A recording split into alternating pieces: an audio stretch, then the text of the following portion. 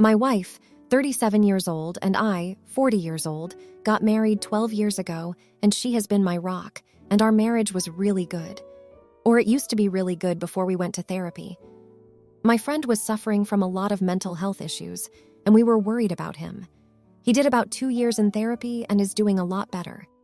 My wife suffered from anxiety and depression, and she is a vet, which is a very high-stress job. I recommended she try therapy too, and she agreed. She went to therapy for 6 months and said she liked it and wants me to go with her. I personally find it a little hippy-dippy, but it couldn't hurt, so I agreed. The first 2 therapy appointments went well. The therapist, not her personal one, nailed down one thing about my wife. She is extremely distrusting of other humans. She didn't have a good family growing up, and her father sold her dog, which she said was her only friend, and she suffered from an eating disorder and almost ended her life in her teens. But as an adult, she is relatively well-adjusted, and she is a great mom to our 2 kids. He asked us as homework to do the Big 5 personality test. It was a long questionnaire, and we shared it with him. My trust of others was a 34, and hers was an 8, which is very low. He asked her to tell him what makes her distrust people.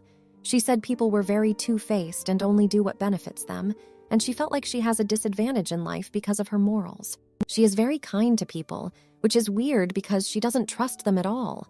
She helps people a lot, and one of her friends even said she's the one they go to for advice because they know she wants the best for them and can keep a secret. She does a lot of unpaid work to help stray animals and is often depressed if an animal passes away. But she says she does it because she feels extreme guilt if she doesn't help others. But she feels people don't feel guilty hurting her, which is why she prefers animals to humans. Then the topic of our marriage and trust came up, and she was super tight-lipped about it at first, but then admitted she didn't trust me all that much.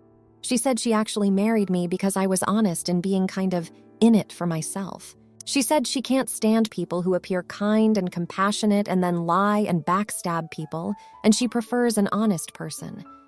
I was shocked because I feel like I'm an honest but also kind and generous person. But in her eyes, I'm not. But she says it's fine because I'm honest about it. She also admitted she took out the in sickness and in health part of our nuptials because she felt like I would divorce her if she got cancer. But she was okay with that because it would unalive her to expect it and then be disappointed. But she felt like she knew where she stood with me. I have been thinking about her words, and it bothers me so much. I asked her out of therapy why she even married me, and she said she knew I was hardworking and honest, and most people are not kind, but that they fake kindness to get ahead. She liked that I didn't, and she felt like she really understood me, so she felt safe with me. I told her if she didn't think I was a good person, but just an honest one, we should just divorce, and she got mad and told me our marriage was good. We are working well together and raising our kids, and there wasn't anything serious. To me, I just realized my wife didn't think I was a good person, and I feel like our marriage has been a lie. Edit. Some of you are asking if she loves me, and I love her. I definitely love her, but in therapy, she said she thinks she loves me, but also admitted she doesn't know if she can love humans, as humans are generally selfish and destructive and will take advantage of people weaker than themselves. I'm really worried if she loves our kids. She acts like she does, but it's hard to tell because she goes above and beyond for people she worries are going to backstab her. Now, for a few comments before the update. Comment 1. I don't think it's that your wife doesn't think you're a good person. I think it's that your wife doesn't think there are any good people, but thinks that you're better than most. Given your wife's view of humanity, that seems to be a compliment. Comment 2. Has she ever said that you aren't a good person? Because what I'm understanding, your wife isn't questioning your morals. She's just saying you aren't a fake person and aren't afraid to admit when you're in it for yourself. Comment 3. I definitely see where you're coming from. However, the whole point of therapy is to fix issues like this, so I'd stick with it for now. Now, for the update. It's been a month since we received that gut punch in therapy, and I feel like the rug's been pulled out from under me all over again. Just when I thought we were making progress, my wife had a severe anxiety attack. It was unlike any she'd had before. It was so intense it landed her in the hospital. The doctor said it was exacerbated stress, likely a result of the heavy emotional work we've been doing. In the weeks that followed, it's like we've been living in a pressure cooker. She's been on medical leave from work, which has only added to the tension. We're trying to keep things stable for the kids, but they sense something is off. My daughter has become clingy, and my son's grades are slipping. I've stepped up as much as I can, but it's taking a toll on me too. The worst part came just a few days ago. My wife had a moment of painful clarity and told me through tears that she's not sure if she's ever truly loved me or if she's capable of loving anyone. That she's been so consumed by her anxieties and her past that she's never allowed herself to truly feel. It was like a punch to the gut, hearing that the person you've dedicated your life to might not be capable of loving you back. We're still going to therapy, but now there's this unspeakable sadness that hangs over us. It's like we're both mourning the marriage we thought we had. I'm trying to stay strong for the kids, but inside I'm wrestling with a sense of betrayal and loneliness I never expected to feel. I just hope we can find some way to piece things together, but right now, it feels like we're holding on to the threads of what was once a tapestry. Now, for the comments. Comment 1. Not the idiot. Your wife dropping that bombshell after all the work you've put in to support her is heartbreaking. It's one thing to struggle with mental health, but to question the entire foundation of your marriage out of nowhere is a different level of pain. You've been there through thick and thin, and your feelings of betrayal are valid. She needs to understand the weight of her words and the impact they have on you and your family. Comment 2. You're the idiot. It's clear your wife is going through an incredibly tough time with her mental health. Her admitting she's unsure about her feelings doesn't mean she's betrayed you. It means she's being honest about her struggles. It's not about you. She's in pain, and her feelings are a reflection of her internal battle, not your worthiness or the work you've done in therapy. Comment 3. Not the idiot. Feeling lonely in a marriage where your partner admits to such deep uncertainties is natural. Dealing with mental health is one thing, but you also have to protect your own emotional well-being. It's a two-way street, and while she's working on her issues, you're left in limbo about the future. You're mourning a marriage that maybe never was, and that's a legitimate reason to feel the way you do. Now, for the next story. My wife, 30 years old, and I, 32 years old, have been married for 8 years now. 3 years ago, she cheated with one of her friends. After some time, we managed to reconcile. She found out she was pregnant a few days ago. While I initially felt happy, the thought that it could be someone else's baby crawled into my mind. The thought, she's done it before, popped into my head. When I asked her to take a paternity test and explained my reasoning, we had a huge fight. She said that I shouldn't hold that against her, considering all the work we've done to repair the relationship. I still strongly feel about having a paternity test. Now, for a few comments before the update. Comment 1. Tell her it's the cost of her previous behavior.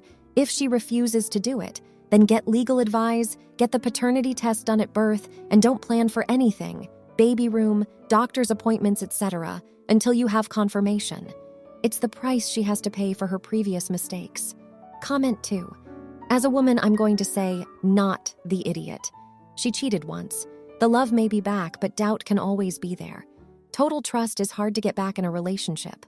My husband cheated 20-ish years ago, and though we are both 50-ish, I still check his phone every now and then. Comment 3. If I had cheated and my husband took me back, I hope that I would simply have the paternity test done to ease his mind and increase his trust in me. It would suck and be a little humiliating, but it would be a price of having cheated, not the idiot. Now, for the update. After the dust settled from our argument, my wife and I decided to sit down and have a real heart-to-heart about everything that's happened. The cheating from years ago, our efforts to rebuild trust, and our future as a family. It was probably the most open and raw conversation we've ever had. She acknowledged how her past actions had left a lingering shadow of doubt and understood why the paternity test was so important to me. In the spirit of full transparency, she agreed to the paternity test. Those days waiting for the results were some of the longest of my life. But in that time, something incredible happened. We started to really communicate, not just about the baby or the test, but about us, our fears, our hopes, everything. It felt like we were finally moving past the old hurt and building something new and stronger. The day the results came in, I'll admit, I was a nervous wreck. But when I opened that envelope and saw the words 99.99% probability of paternity, it was like a weight lifted off my shoulders. I was going to be a dad, and this child was mine. When I showed the results to my wife, we didn't speak. We just held each other and cried. Her with relief, me with joy, and both of us with a newfound hope for our future. Since then, it's been a journey of forgiveness and healing. I won't pretend it's been easy, or that the ghosts of the past don't occasionally haunt us. But we're both committed to moving forward, and the excitement of welcoming our child has brought us closer together. We've started attending couples therapy to continue working on our relationship and ensure we're providing a loving and stable environment for our baby. We're also focusing on small acts of love and appreciation daily. Whether it's a surprise date night or just doing chores without being asked, we're learning to love in the little things. I'm counting down the days until I hold our baby for the first time, and I'm doing it with a heart full of hope. This experience showed us that even the deepest wounds can heal if you're willing to put in the work and have a little bit of faith. I'm grateful for my wife, and I'm excited to start this new chapter as a father. Now, for the comments. Comment 1. Not the idiot. Trust isn't just given, it's earned, and sometimes that means taking hard steps like a paternity test. The fact that both of you came out stronger on the other side shows a lot of maturity. It's great that you're working on your issues and moving forward. Therapy and open communication are key, so kudos for taking that route. Comment 2. You're the idiot. Asking for a paternity test can be seen as a sign of mistrust, which could be hurtful to your wife, especially after she agreed to work on rebuilding the trust. It can come across as not believing in her or your ability to move past the infidelity. Trust is a two-way street, and it seems like you're making her jump through hoops to prove herself. Comment 3. Not the idiot. Infidelity can leave a lasting scar on a relationship, and needing confirmation for peace of mind is understandable. The important thing is that you both communicated and are taking positive steps towards healing. Plus, the relief you both felt at the results shows that this was a necessary step for both of you, not just you. Keep showing love through actions. Those small gestures make all the difference. Now, for the next story. My daughter had a party. It was her 13th birthday. She had $200 on her dresser. Lots of cousins were over. Anyway, a few hours later, my daughter told me her money was gone. I asked her if anyone went in her room. She gave me 2 names. I told my husband and he said drop it. He would replace the money. Of course I didn't drop it and confronted one of cousins and her mother. My sister-in-law got very upset that I was accusing her daughter. I said I wasn't accusing her, I was just asking. The look on the daughter's face, I knew she was guilty. The following weekend, I saw my other sister-in-law with her daughter. I asked them. My sister-in-law asked her daughter and my niece started crying. She confessed and said it was the other cousin's idea. They did it because they think we are rich and she wouldn't miss it. I was pissed. I made the girls pay my daughter back, actually the parents. My sister-in-law said it was only $200 and proceeded to say I made that in less than a day. My response is that is not the point. I banned the girls from my house. It turned out for 3 years. My husband was not happy. He said I was being petty. I told him I leave money on counters, jewelry laying around. I don't want to worry if they come over and wonder if they are going to steal something again. Am I the idiot? Now, for a few comments before the update. Comment 1. My sister-in-law said it was only $200 and proceeded to say I made that in less than a day. What the ever-loving frick kind of mentality is that? I need to get off Reddit. I most always leave hating humanity more than when I arrived. Comment 2. Not the idiot. The fact that the mothers defended their daughters stealing says so much. Can't trust those people in your home and definitely never mix money and those family members. Comment 3.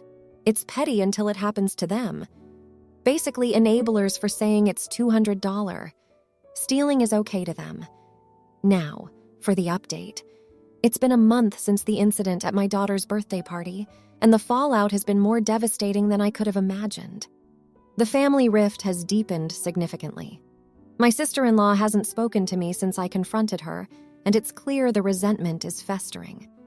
At a recent family gathering, she avoided me entirely, and the tense atmosphere was impossible to ignore.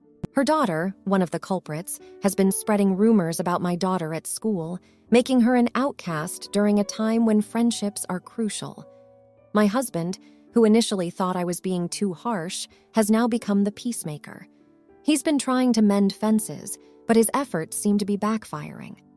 Just last week, he attempted to organize a small family dinner to clear the air, but it ended in a heated argument where harsh words were exchanged and everyone left on bitter terms. To make matters worse, my daughter has been struggling emotionally. She blames herself for the theft since it happened at her party, and she's lost 2 of her closest friends. Her grades have started to slip, and she's been seeing a counselor to help her through this tough time. The counselor suggested that the ban might be impacting her more than the theft itself, and that we should reconsider the punishment to help her regain some sense of normalcy. The most heartbreaking moment came when my daughter asked me if we could just forget the money so she could have her friends back. It broke my heart to see her in this state, trying to negotiate the return of a normal teenage life at the cost of her own sense of justice. I'm at a loss, and the guilt is eating at me. I wonder if standing my ground was worth the pain it's caused my daughter. The family is fractured, and it seems like the wounds are too deep to heal with just time. The situation has made me question if there was a better way to handle this, but I'm still grappling with the idea of how to move forward from here. Now, for the comments. Comment 1. Not the idiot. Your sister-in-law should be held accountable for her daughter's actions. Kids learn from their parents, and it looks like she's learning the blame game. Protecting your daughter from bullies, even if they're family, is top priority. You did what any good parent would do in your shoes. If the family can't see that, it's on them, not you. Comment 2. You're the idiot.